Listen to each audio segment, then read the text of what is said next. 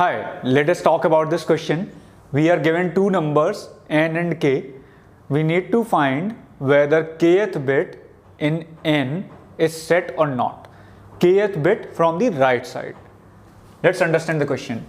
We have n equal to 5 and k equal to 1.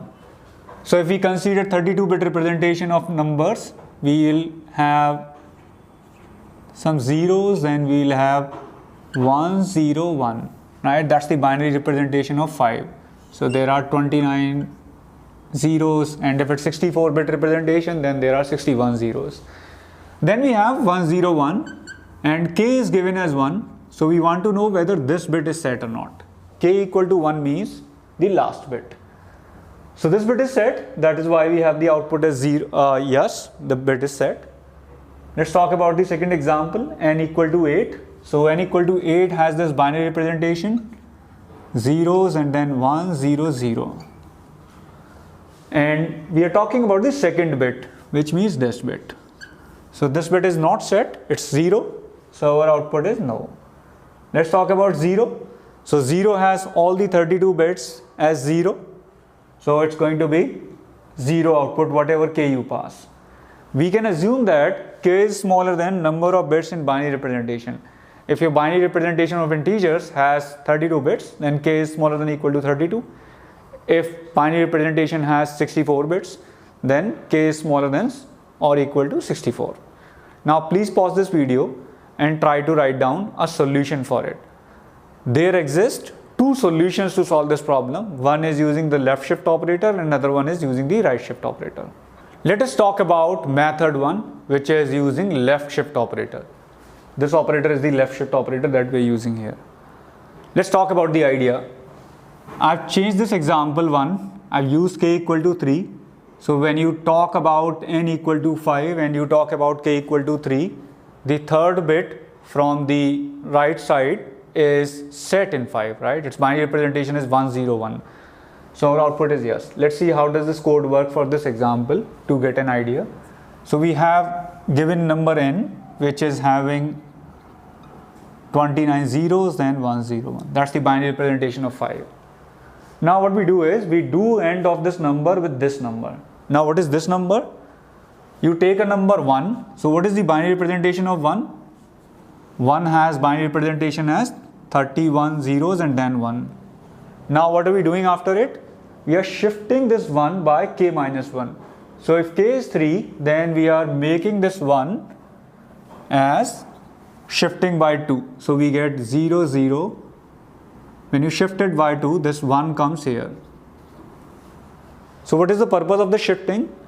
We are trying to make a number which has only kth bit set and all the other bits as 0. Now if I do bitwise AND of this number with my original number n, right, what will I get? I will get 0 if original number has kth bit as 0, and if original number has kth bit as 1, I will get non-zero. So this is our original number, right, and this is 1 left shift k minus 1, right? This is what, and we are doing bitwise AND of these two. So what happens here? These are all zeros, so would not matter at all.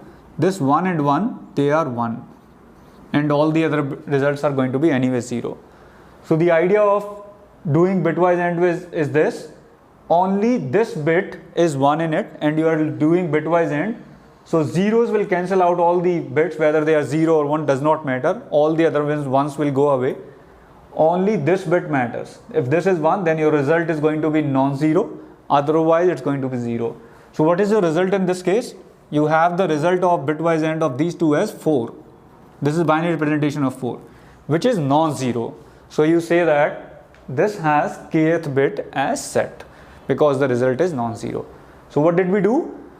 We took the given number, we formed another number which has only kth bit set, right? And how did we form it? We took the binary representation of 1, we left shifted it by k minus 1. So the kth bit only set number we got by doing this, right? Now we did bitwise AND of these two numbers, our original number and this number, and this number is going to be non-zero only if kth bit in the original number is set, otherwise it's going to be 0. Let us now talk about method 2.